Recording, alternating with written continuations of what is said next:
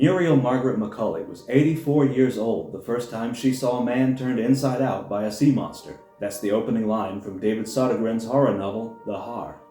I recently finished reading this bloody, melty horror story and I really enjoyed it. And I'd like to recommend it to the right audience, but that's definitely not everybody, so let me explain. Now, I don't want to give a full plot synopsis and I definitely don't want to spoil the story because I really feel like this novel is worth a read. The Haar is an indie horror novel by the same author that wrote The Forgotten Island. It's set in the Scottish seaside town of Witchaven, which is threatened by development. And in the midst of all that conflict, a man-eating sea monster rides in on the fog. The story follows one of Witchaven's last remaining residents, an elderly woman named Muriel. And that's such an interesting choice for a protagonist. I can't recall that many stories that have an elderly main character. Harold and Maude? Well, at 84 years old, Muriel has had a quiet, mostly peaceful life at Witchaven. That's a lifetime full of memories, and at this stage, she's very familiar with loss, too. Even before her hometown was threatened by bulldozing, she lost her husband, Billy. Billy was a fisherman, and one morning he left out so early that he didn't want to wake Muriel, so he never said goodbye.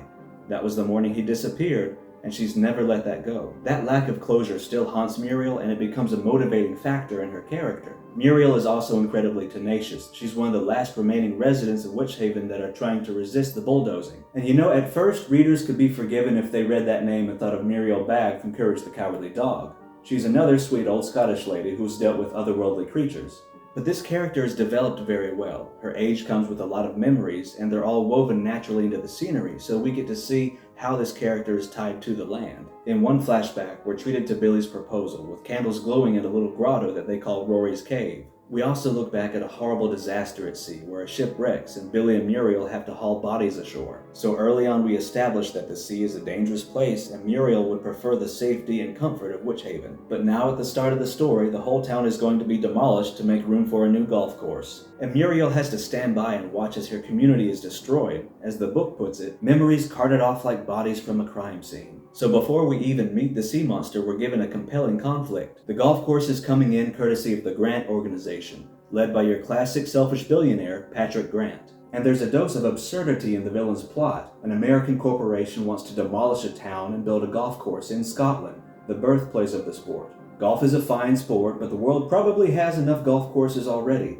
and it's quite presumptuous to think an ostentatious billionaire has something to add here. While Patrick Grant spends much of the story in the US, we're quickly introduced to his insufferable son, Connor. Muriel first meets Connor when she interrupts his tryst in Rory's cave, and his behavior is a loud, flashing warning to how vicious this book can be. He's verbally and physically abusive, and it can be very upsetting to see all this behavior directed toward a sweet old lady who's just trying to hold on to her home. There may have been a point where I would have found these villains cartoonish. We have a two-faced billionaire, you know the type, his entitled son, and an army of shameless sycophants. But you know, at this point it's all pretty believable, and these characters are intentionally obnoxious. As we meet these despicable people and see how cruel and selfish they are, we realize that this story is setting up a buffet for the sea monster. Look, some horror stories have deaths, and some stories have kills. The violence is supposed to be fun, even cathartic, as terrible characters get what they deserve in spectacular fashion. And by serving up wicked, selfish characters, the novel lets us enjoy the gnarly, detailed, and gruesome ways they all meet their end. That's not to say all death is treated lightly in The Haar. Muriel mourns the death of her husband years after he disappeared, and when one of her neighbors is found dead, that moment is treated with the gravity it deserves. As Muriel comes home after meeting Connor Grant, a dense, cold fog rolls in. This is known locally as the Haar, and it blankets all of Witchaven. It was around this time I really started to appreciate Sodergren's affectionate depictions of nature and the environment versus the cacophony and noise of the machinery and development. And this is where we meet the monster. On her way home, Muriel discovers a weird jelly-like creature stuck on a rock asking for help. She helps the creature and takes it home, and realizes she feels much better,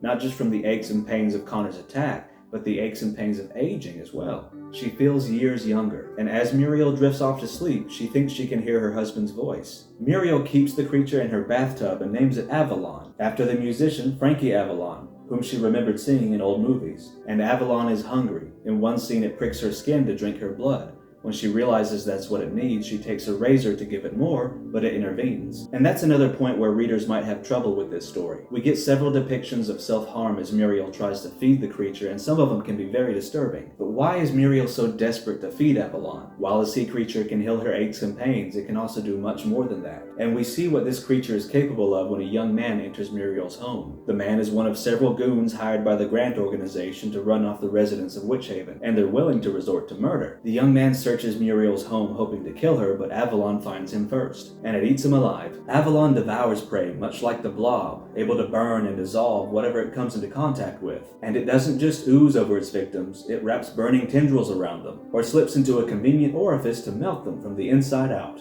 And they're alive for the whole process. These excruciatingly detailed melting sequences are a highlight of the novel, visceral, vivid, and sufficiently disgusting.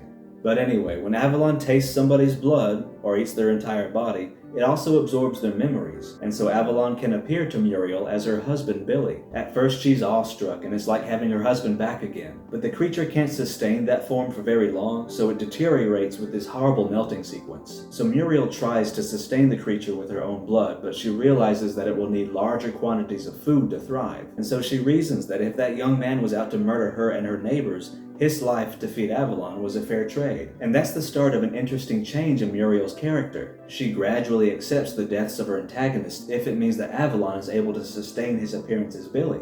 And as the Grant organization sends more men to push her off her land, she's able to feed Avalon more and more. This leads to some really striking juxtapositions too. Right after a series of very gruesome deaths, we see the old couple relaxing in their home, as cozy as can be. But remember, this is basically a projection of Billy from Muriel's memories. She mostly ignores that, but you can still see Avalon trying to learn what it takes to be human, learning concepts of humor, trying to cook, or telling the difference between innocent and guilty when it's time to eat.